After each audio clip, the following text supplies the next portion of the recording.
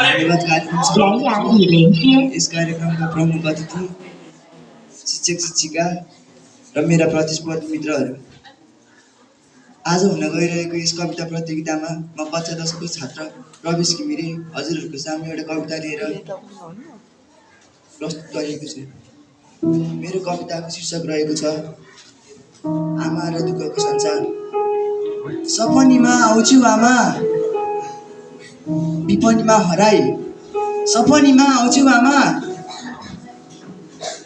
विपनीमा हराई, छोरो छ आमा तिमीलाई हुन दिन्न पराई, छोरो छ आमा तिमीलाई हुन दिन्न पराई।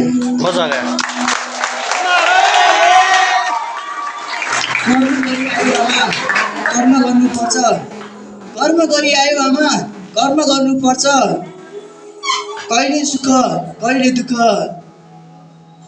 अनि हामीले भोग्नुपर्छ।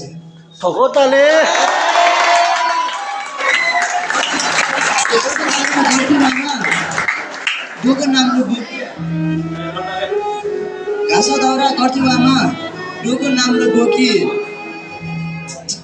तिमीलाई दुःख भएको भएर आमा मैले जन्म लिएको छु।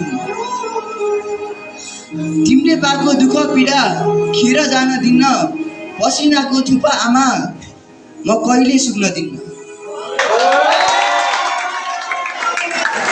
पर्खी बस्नु आमा तिमी फर्की आउने छु, पर्खी बस्नु आमा तिमी म फर्की आउने छु, दुःखको संसार काटी आमा सुखको संसार ल्याउने छु।